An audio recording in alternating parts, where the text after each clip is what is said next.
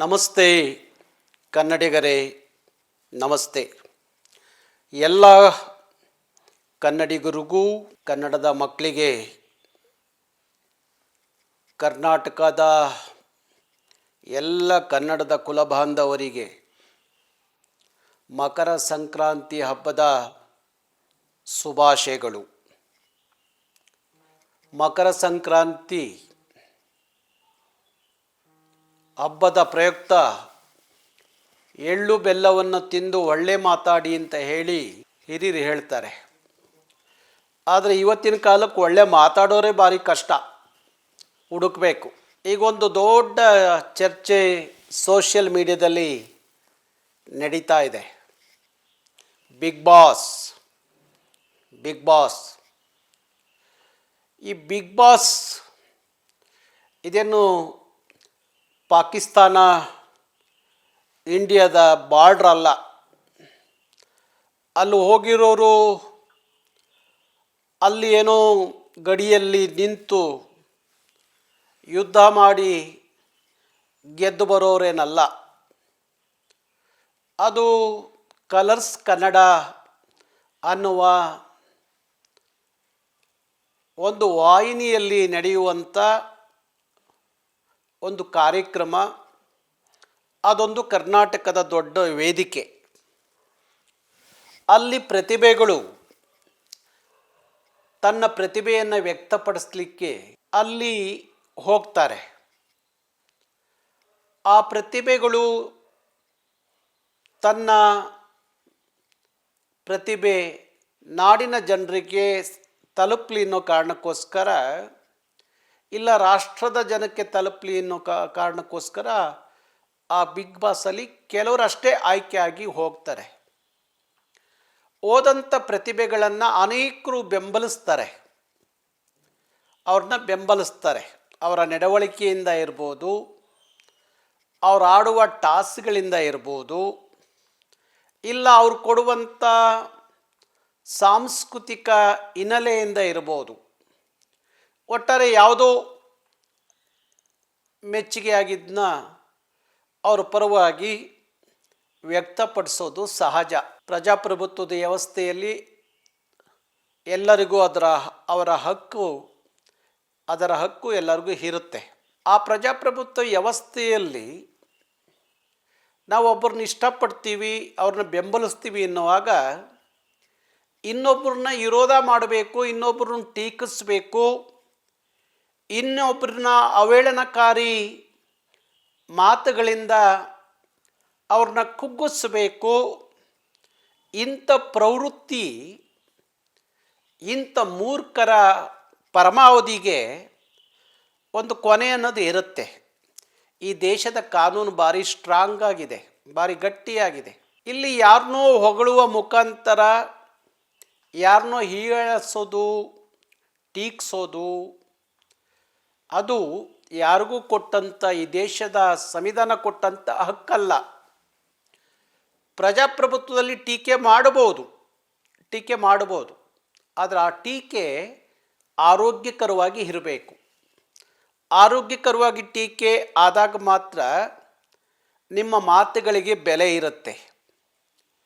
ಇಲ್ಲದೆ ಹೋದರೆ ನಿಮ್ಮ ಮಾತುಗಳಿಗೆ ಬೆಲೆ ಇರಲ್ಲ. ಬಿಗ್ ಬಾಸಲ್ಲಿ ಆಡುವ ಪ್ರತಿಭೆಗಳೆಲ್ಲರೂ ಕನ್ನಡಿಗರು, ಕನ್ನಡ ನಾಡಿನ ಮಕ್ಕಳು. ಅದರಲ್ಲಿ ಬೇರೆ ಮಾತಿಲ್ಲ. ಅವರೆಲ್ಲರೂ ಗೆದ್ದು ಬರಲಿ, ಅವರೆಲ್ಲರೂ ಕನ್ನಡಿಗರೇ ಅನ್ನುವ ಪ್ರೀತಿ, ಅಭಿಮಾನ, ಕಾಳಜಿ ಈಗ ಬಿಗ್ ಬಾಸ್ ಪ್ರಾರಂಭ ಆದಾಗ ಹುಟ್ಕೊಂಡಿದ್ದಲ್ಲ. ನನಗೆ 42 ವರ್ಷಗಳ ಹಿಂದೆ 18 ವರ್ಷದಲ್ಲಿ ಈ ಚಳುವಳಿಗೆ ಬಂದಲ್ಲ. ಆ ಚಳುವಳಿಗೆ ಬರೋಕ್ಕೆ ಕಾರಣವೇ ಕನ್ನಡಿಗ, ಕರ್ನಾಟಕ ಅನ್ನುವ ನಾಡ ಪ್ರೀತಿಯ, ನಾಡಿಗರ ಪ್ರೀತಿಯ, ಭಾಷೆಯ ಪ್ರೀತಿಯ ಆಧಾರದ ಮೇಲೆ ನಾನು 18 ವರ್ಷಕ್ಕೆ ಚಳುವಳಿಗೆ ಬಂದವರು. ಕೆಲವರಿಗೆ ನನಗಾಗಿರುವ ಸರ್ವಿಸ್ ಇದೆಯಲ್ಲ, ಕೆಲವರ ವಯಸ್ಸಲ್ಲ ಅದು. ನನ್ನ ಸರ್ವಿಸ್ ಇದೆಯಲ್ಲ, ಕೆಲವರ ಅದು ವಯಸ್ಸಲ್ಲ.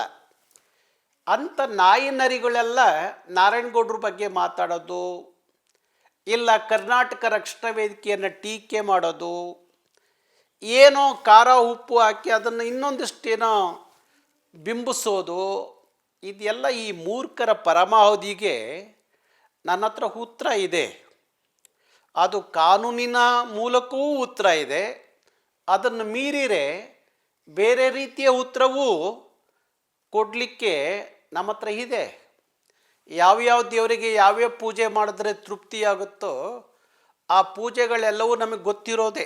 42-40 ವರ್ಷಗಳ ಅವಧಿಯಲ್ಲಿ ನಾವು ಯಾರಿಗೂ ಎದುರಿಲ್ಲ, ಇಂಥ ಟೀಕೆಗಳಿಗೆಲ್ಲ ಸೊಪ್ಪಾಕಿಲ್ಲ, ಇಂಥ ಟೀಕೆಗಳಿಗೆ ಹಂಚಿಲ್ಲ, ಅಳುಕಿಲ್ಲ.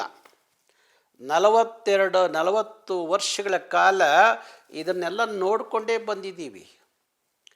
ಇವರು ಯಾರೂ ತಮಿಳರನ್ನ ಟೀಕೆ ಮಾಡಲ್ಲ, ತೆಲುಗರನ್ನ ಟೀಕೆ ಮಾಡಲ್ಲ, ಮಾರ್ವಾಡಿಗಳನ್ನ ಟೀಕೆ ಮಾಡಲ್ಲ, ಗುಜರಾತಿಗಳನ್ನ ಟೀಕೆ ಮಾಡಲ್ಲ. ಇವರು ಟೀಕೆ ಮಾಡೋದು ಯಾರು?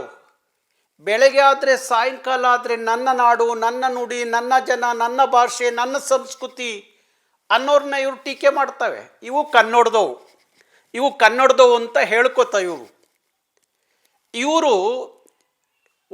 ಇವರ ವಿಚಾರಗಳನ್ನು ಏನಾದರೂ ಗಮನಿಸಿರೆ, ಇವರು ಬ್ಯಾಕ್ಗ್ರೌಂಡ್ ಏನು ಅಂತ ಏನಾದ್ರು ತಿಳ್ಕೊಂಡ್ರೆ, ನೀವು ಈ ನೋಡಿದ್ದೀನಿ ನಾನು, ಇವರೆಲ್ಲ ಇದಾರಲ್ಲ, ಇವ್ರ ಬ್ಯಾಕ್ಗ್ರೌಂಡ್ ತಿಳ್ಕೊಂಡಿದ್ದೀನಿ ನಾನು. ದೊಡ್ಡ ಕ್ರಿಮಿನಲ್ಗಳು ಇವರು. ಯಾರಿಗೂ ವಂಚನೆ, ಮೋಸ, ಇನ್ನೇನೋ ಮಾಡೋಕ್ಕೋಗಿ ತಗ್ಲಾಕೊಂಡು 10 ಪೊಲೀಸ್ ಸ್ಟೇಷನ್ಗಳಲ್ಲಿ ಇವ್ರ ಮೇಲೆ ಕ್ರಿಮಿನಲ್ ಮೊಕದ್ದಮೆಗಳು, ಈ ಥರ ವ್ಯಕ್ತಿತ್ವ ಇಟ್ಕೊಂಡಿರೋರು ಸಮಾಜಕ್ಕೆ ಏನು ಸಂದೇಶ ಕೊಡಬಲ್ಲರು ಇವರು? ಏನು ಸಂದೇಶ ಕೊಡಬಲ್ಲರು? ನನ್ನ 40 ವರ್ಷದ ಹೋರಾಟದಲ್ಲಿ ನನ್ನ ಸ್ವಂತ ವಿಚಾರಕ್ಕಾಗಿ ನಾನು ಒಂದು ಪೊಲೀಸ್ ಸ್ಟೇಷನ್ ಮೆಟ್ಲ ಹತ್ತಿಲ್ಲ. ಆದರೆ ಈ ಟೀಕೆ ಮಾಡೋರು ಇದ್ದಾರಲ್ಲ ಇವರು, ಸೋಷಿಯಲ್ ಮೀಡಿಯಾ, ಅದು ಯಾವನು ಕೊಟ್ಬಿಟ್ನೋ ಇವರಿಗೆ ಹಕ್ಕು ಗೊತ್ತಿಲ್ಲ. ಒಂದು ಕೈಯಲ್ಲಿ ಮೊಬೈಲ್ ಇದ್ದರೆ ಸಾಕು ಅಂತ ಹೇಳಿ ಯಾರನ್ನು ಬೇಕಾದರೂ ಟೀಕೆ ಮಾಡ್ಬೋದು, ಯಾರನ್ನು ಬೇಕಾದರೂ ಅವಮಾನ ಮಾಡ್ಬೋದು, ಯಾರ ಮೇಲೆ ಬೇಕಾದರೂ ಇಲ್ಲ ಸಲ್ಲದ ಮಾತುಗಳನ್ನು ಬರಿಬೋದು, ಪೋಸ್ಟ್ರ್ ಹಾಕ್ಬೋದು ಅನ್ನುವ ಕೆಟ್ಟ ಪ್ರವೃತ್ತಿ ಇದೆಯಲ್ಲ. ಇಂಥ ಪಾತಕಿಗಳಿದಾರಲ್ಲ, ಇಂಥ ಪಾತಕಿಗಳನ್ನ ಕಾನೂನಿನ ಒಳಗಡೆ ಸರಿಯಾಗಿ ರಿಪೇರಿ ಮಾಡದೆ ಹೋದರೆ ನಾಳೆ ಭಾರಿ ಒಳ್ಳೆಯ ಜನರು ಬದುಕೋದೇ ಕಷ್ಟ ಆಗುತ್ತೆ. ಒಳ್ಳೆಯ ವಿಚಾರವಂತರು ಬದುಕೋದು ಕಷ್ಟ ಆಗುತ್ತೆ. ಒಳ್ಳೆಯ ಸಮಾಜ ಚಿಂತಕರು ಬದುಕೋದು ಕಷ್ಟ ಆಗುತ್ತೆ. ಒಳ್ಳೆಯ ಸಂಸ್ಕೃತಿ ಆಚಾರ ವಿಚಾರ ಇರೋರು ಬದುಕೋದು ಕಷ್ಟ ಆಗುತ್ತೆ. ಯಾಕೆಂದರೆ ಇವರು 100 ಸುಳ್ಳು ಹೇಳಿ 1 ನಿಜ ಮಾಡಲಿಕ್ಕೆ ಹೊರಡುವಂಥ ಪರಮ ಮೂರ್ಖರು ಇವರು. ಒಂಥರ ಭಯೋತ್ಪಾದಕರು ಥರ ಇವರು. ಈ ಪಾತಕಿಗಳನ್ನ ಕಾನೂನಲ್ಲಿ ರಿಪೇರಿ ಮಾಡೋದು ಹೆಂಗೆ ಅನ್ನೋದು ನಮಗೆ ಗೊತ್ತು. ಅದಕ್ಕಾಗಿ ನಾನು ಎಲ್ಲರ ಪೋಸ್ಟ್ರು ಮತ್ತು ಎಲ್ಲರ ಇದನ್ನು ತೆಗಿತಾ ಇದ್ದೀವಿ. ನಮ್ಮ ಕಾನೂನು ಘಟಕ 16 ಜನ ವಕೀಲರು ಆ ಕೆಲಸ ಮಾಡ್ತವ್ರೆ. ಯಾರ್ಯಾರಿಗೆ ಯಾವ್ಯಾವ ರಿಪೇರಿ ಮಾಡಿದ್ರೆ ಬುದ್ಧಿ ಬರುತ್ತೋ ಅದನ್ನು ಮಾಡ್ತೀವಿ. ಅದಕ್ಕೆಲ್ಲ ನೀವು ಚಿನ್ನದ ಸೂಜಿ ಅಂತೇಳಿ ಕಣ್ಣಿಗೆ ಚುಚ್ಕೊಂಡ್ರು ಅನ್ನೋದು ಕಾಲ ಅಲ್ಲ. ನನ್ನ ಭಾಷೆ, ನನ್ನ ಸಂಸ್ಕೃತಿ, ನನ್ನ ನಾಡು, ನನ್ನ ನುಡಿ, ನನ್ನ ಜನ, ಯಾರು ನನಗೆ ಪಾಠ ಹೇಳೋದು ಬೇಕಾಗಿಲ್ಲ. ನನಗೆ 40 ರಕ್ತದಲ್ಲೇ ಬಂದ್ಬಿಟ್ಟಿದೆ ಅದು. ಕನ್ನಡ, ಕರ್ನಾಟಕ, ಕನ್ನಡಿಗ ಅನ್ನೋದು. ಯಾರಿಂದ ಪಾಠ ಕಲಿಯೋ ಅಗತ್ಯ ಇಲ್ಲ. ಈಗ ಕರವೇ ಅಶ್ವಿನಿಯನ್ನು ಬೆಂಬಲಿಸ್ತಾ ಇದೆ ಅಂತ ಹೇಳಿ ಕರವೆಯನ್ನು ಟೀಕೆ ಮಾಡೋದು, ಇಲ್ಲ ನಾರಾಯಣಗೌಡರು ಟೀಕೆ ಮಾಡೋದು, ಇಲ್ಲ ಕರವೆಯ ಮುಖಂಡರುಗಳನ್ನ ಟೀಕೆ ಮಾಡೋದು ಅಂದರೆ ಅವ್ರ ಹಕ್ಕು. ಯಾರನ್ನೂ ಬೆಂಬಲಿಸೋದು, ಅವ್ರ ಬಗ್ಗೆ ಒಳ್ಳೆ ಮಾತಾಡೋದು, ಆರೋಗ್ಯಕರವಾಗಿ ಚರ್ಚೆ ಮಾಡೋದು ಅವ್ರ ಹಕ್ಕು. ನಿಮ್ಮಂಗೆ ಏನೂ ಕೆಲಸ ಕಾರ್ಯ ಇಲ್ದಲೆ ಬೆಳಗಾದರೆ ಸಾಯಂಕಾಲ ಆಗಿ ಯಾರನ್ನೋ ಬ್ಲ್ಯಾಕ್ ಮೇಲ್ ಮಾಡಿಕೊಂಡು, ಯಾರನ್ನೋ ಎದುರಿಸ್ಕೊಂಡು ಸೋಷಿಯಲ್ ಮೀಡಿಯಾದಲ್ಲಿ ಹೊಟ್ಟೆಪಾಡು ಕರವೇ ಕಾರ್ಯಕರ್ತರಿಗೆ, ಕರವೇ ಮುಖಂಡರುಗಳಿಗೆ ಇಲ್ಲ. ಅವ್ರಿಗೆಲ್ಲ ಒಂದು ಬದುಕಿದೆ, ಒಂದು ಉದ್ಯೋಗ ಇದೆ, ಒಂದು ವಿಚಾರ ಇದೆ. ಗೊತ್ತಾಯ್ತಾ? ನೀವೆಲ್ಲ ಯಾರಿಗೂ ಪಾಠ ಹೇಳಕ್ಕೆ ಹೋಗಬೇಡಿ. ಅಶ್ವಿನಿಯನ್ನು ಯಾಕೆ ಬೆಂಬಲಿಸ್ತಾ ಇದೆ ಕರವೇ? 20 ವರ್ಷ ಕನ್ನಡ, ಕರ್ನಾಟಕ, ಕನ್ನಡಿಗ ಅಂತ ಹೇಳಿ ಬೀದಿಗೆ ನಿಂತಂಥ ಹೆಣ್ಣುಮಗಳು, ಈ ನಾಡಿಗಾಗಿ ನುಡಿಗಾಗಿ ಹೋರಾಟ ಮಾಡಿದಂಥ ಹೆಣ್ಣುಮಗಳು, ಅದಕ್ಕಾಗಿ ಕೇಸು, ಅದಕ್ಕಾಗಿ ಕೋರ್ಟ್ ಕಟ್ಕಟ್ಟೆ ನಿಂತಂಥ ಹೆಣ್ಣುಮಗಳು, ಅವಳೇ ಅಲ್ಲ, ಅಶ್ವಿನಿ ಅಷ್ಟೇ ಅಲ್ಲ, ಯಾರೋ ಒಬ್ಬ ಕನ್ನಡದ ಹೋರಾಟಗಾರ ಬಿಗ್ ಬಾಸ್ನಲ್ಲಿ ಇದ್ದರೆ ಅವ್ರನ್ನ ಬೆಂಬಲಿಸುವಂಥ ಕೆಲಸ ಕರವೇ ಮಾಡ್ತಾ ಇತ್ತು, ಹಿಂದೆನೂ ಮಾಡಿದೆ. ಅವರು ಹೋರಾಟಗಾರರು ಅಂತ, ನಾಡು ನುಡಿಗಾಗಿ ಹೋರಾಟ ಮಾಡಿದ್ದಾರೆ ಅಂತ ಅಷ್ಟೇ. ಅಲ್ಲಿ ಯಾವ ಜಾತಿ ಯಾವ ಧರ್ಮದ ಲೆಕ್ಕಾಚಾರವಲ್ಲ, ಆ ಲೆಕ್ಕಾಚಾರ ಕರವೇಗಿಲ್ಲ. ಕನ್ನಡ ಜಾತಿ, ಕನ್ನಡ ಧರ್ಮ, ಕನ್ನಡ ದೇವರು ಅಂತ ಹೇಳಿ ಯಾವ ಪಕ್ಷಗಳು ಯಾವ ಸಂಘಟನೆಗಳು ಯಾವ ಜನರು ಇಟ್ಕೊಂಡಿಲ್ಲ. ನಾವು ಇಟ್ಕೊಂಡಿದ್ದೀವಿ ಅದನ್ನು, ಆ ಸಿದ್ಧಾಂತವನ್ನು ಇಟ್ಕೊಂಡೇ ಬದುಕ್ತಾ ಇದ್ದೀವಿ. ಹೇಳ್ತಾರೆ ಯಾರು, ಕನಕದಾಸರು ಹೇಳ್ತಾರೆ, ಏನು ಹೇಳ್ತಾರೆ, ಕುರುಡು ಜನರ ಗುಂಪಿನಲ್ಲಿ ಆಮೆಯಂತಿರಬೇಕು, ಕಿವುಡರ ಸಂಘದಲ್ಲಿ ಶಬ್ದದಂತಿರಬೇಕು, ದೊಡ್ಡವರ ಗುಂಪಿನಲ್ಲಿ ದಡ್ಡನಂತಿರಬೇಕು, ನಿನ್ನಂತಿರಬೇಕು ಕನಕ, ನಿನ್ನಂತಿರಬೇಕು ಕನಕ. ಕುಲ ಕುಲ ಕುಲವೆಂದು ಒಡೆದಾಡದಿರಿ, ಕುಲದ ನೆಲೆಯ ಏನಾದರೂ ಬಲ್ಲಿರ ಬಲ್ಲಿರ ಅಂತ ಹೇಳಿ ಕನಕದಾಸರು ಹೇಳಿದಂಥ ಮಾತು. ಹಾಗಾಗಿ ಯಾವ ಕುಲ ಗೋತ್ರ ಧರ್ಮ ವಿಚಾರಗಳಲ್ಲಿ ಕರವೇ ಯಾವತ್ತು ಬೆಂಬಲಿಸಿದ್ದಲ್ಲ, ಬೆಂಬಲಿಸಿದ್ದು ಕನ್ನಡ ಕನ್ನಡಿಗ ಕರ್ನಾಟಕ ಅನ್ನೋ ವಿಚಾರಕ್ಕಷ್ಟೇ. ಇದರ ಅರಿವಿಲ್ದಲ್ಲ ನಿಮ್ಮ ಹೊಟ್ಟೆಪಾಡಿಗೆ ಯಾರನ್ನೋ ಎದುರಿಸ್ಕೊಂಡು ಯಾರನ್ನೋ ಬೆದರಿಸ್ಕೊಂಡು ಯಾರನ್ನೋ ಬ್ಲ್ಯಾಕ್ ಮೇಲ್ ಮಾಡಿಕೊಂಡು ಬದುಕೋ ನೀವುಗಳು ಕನ್ನಡಿಗರಿಗೆ ಹೋರಾಟಗಾರರಿಗೆ ಉಪದೇಶ ಮಾಡ್ತೀರಾ? ಏನೋ ಮಾತಾಡ್ತೀವಿ, ಯಾರೋ ನಿಮ್ಮನ್ನು ಬೆಂಬಲಿಸ್ತಾರೆ, ನಿಮ್ಮಂಥವ್ರನ್ನ ಬೆಂಬಲಿಸ್ತಾರೆ ಅಂದರೆ ನಿಮ್ಮಂಥ ಬುದ್ಧಿಗಳಿದ್ದರೆ ಅವ್ರನ್ನ ಬೆಂಬಲಿಸೋಕ್ಕಾಗೋದು, ಗೊತ್ತಾಯ್ತಾ?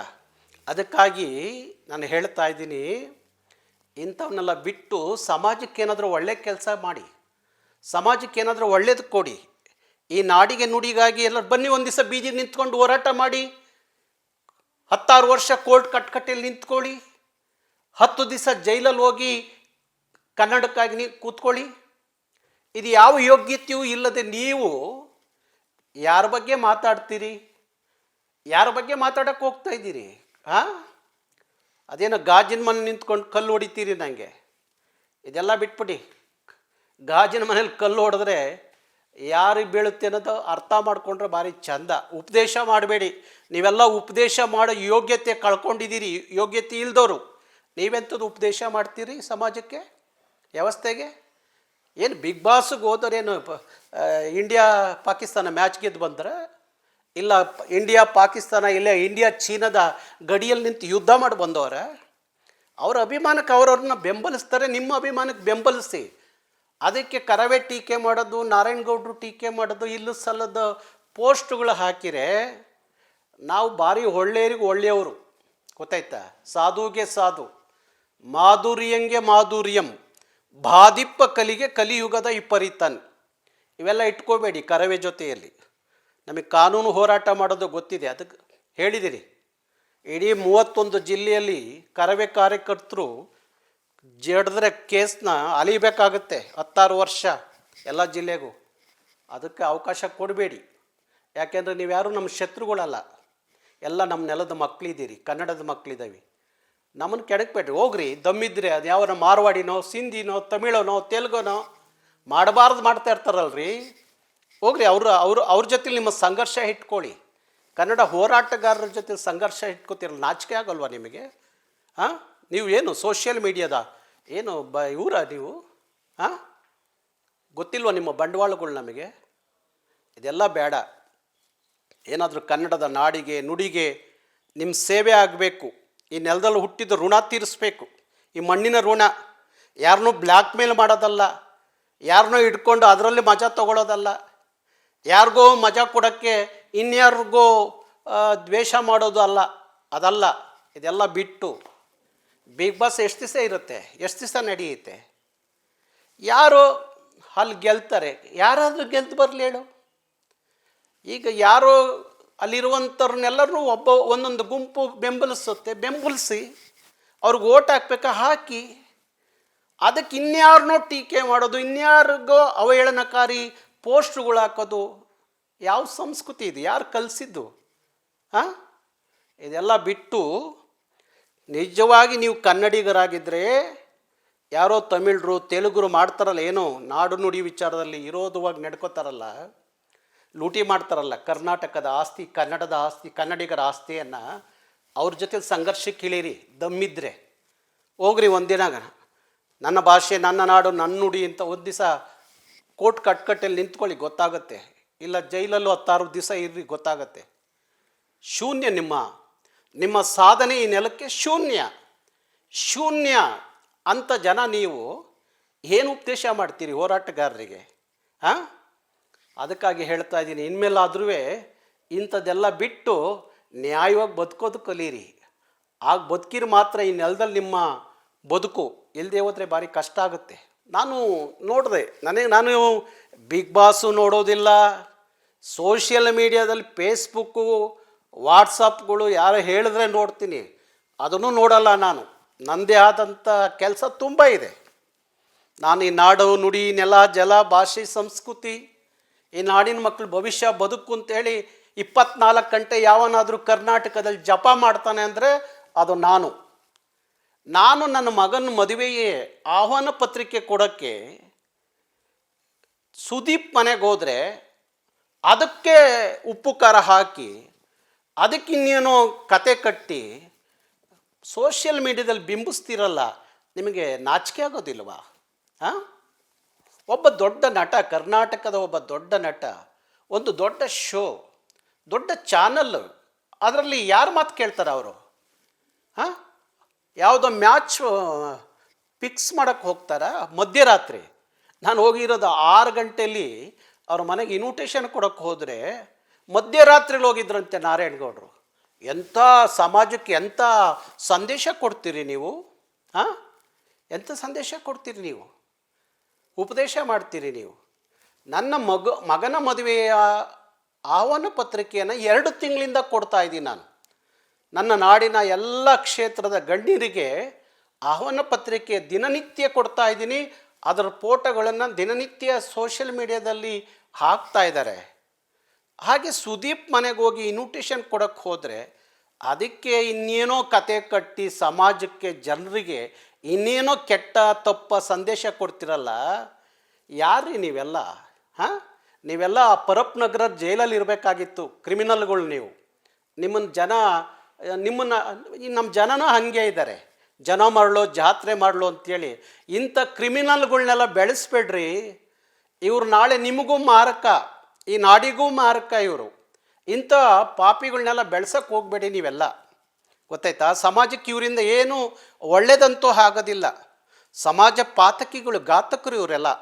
ಹಾಗಾಗಿ ಇಂಥ ಪೊಳ್ಳು ಸ್ಟೇಟ್ಮೆಂಟ್ಗಳನ್ನು ನೋಡಿ ಅವ್ರಿಗೆ ಇನ್ನೊಂದಷ್ಟು ಹೆಚ್ಚು ನೀವು ಮಹತ್ವ ಕೊಡೋಕ್ಕೆ ಹೋಗಬೇಡಿ, ಗೊತ್ತಾಯ್ತಾ?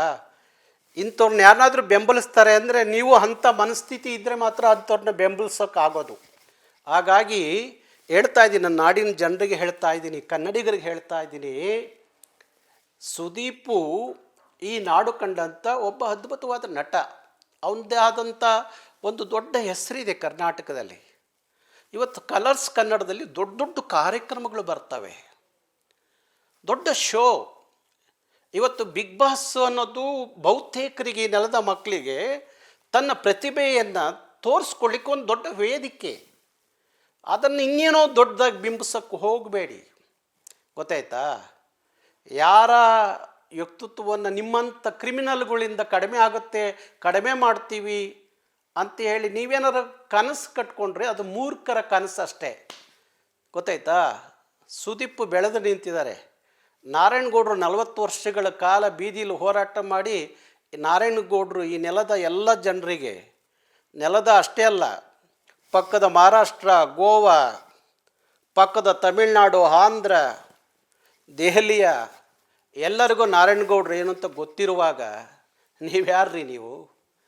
ಕಲ್ಲು ಹೊಡಿತಾರೆ, ಒಂದು ಕಲ್ಲು ಹೊಡೆಯೋ ಕೈ ಇದ್ದರೆ ಸಾವಿರಾರು ಜನ ಚಪ್ಪಾಳೆ ತೊಟ್ಟುವ ಕೈಗಳಿದ್ದಾವೆ. ಯಾರೋ 10 ಜನ ಟೀಕೆ ಮಾಡಿದ್ರೆ ಲಕ್ಷಾಂತರ ಜನ ಜೈಕಾರ ಹಾಕೋರಿರುವಾಗ ನೀವ್ಯಾರ್ರಿ ಕಿತ್ತೋದವ್ರು ನೀವೆಲ್ಲ? ಹಾಂ, ಯಾರ್ರಿ ನೀವೆಲ್ಲ? ಯಾಕ್ರಿ ಇಂಥದ್ದು ಮಾಡ್ತೀರಿ? ಏನಾದರೂ ಒಳ್ಳೆ ಕೆಲಸ ಮಾಡಿರಿ. ಇಂಥದ್ದೆಲ್ಲ ಬಿಟ್ಬಿಡಿ. ಹಾಂ, ಯಾವುದ್ಯಾವುದಕ್ಕೂ ಏನೇನೋ ಕತೆ ಕಟ್ಟೋದಿದೆಯಲ್ಲ, ಕತೆ ಇತಿಹಾಸ ಬರೆಯೋಕ್ಕೆ ನೀವು ಯಾರೂ ಅಲ್ಲ. ನಿಮ್ಮ ಇತಿಹಾಸಗಳನ್ನ ಕರ್ನಾಟಕದ ಬೆಂಗಳೂರಿನ ಪೊಲೀಸ್ ಸ್ಟೇಷನಲ್ಲಿ ಬರೆದಿಟ್ಟಿದ್ದಾರೆ. ನೀವು ಯಾರಿಗೂ ಉಪದೇಶ ಮಾಡೋಕ್ಕೆ ಹೋಗಬೇಡಿ. ಇನ್ಮೇಲಾದರೂ ಸರಿಯಾಗ್ರಿ.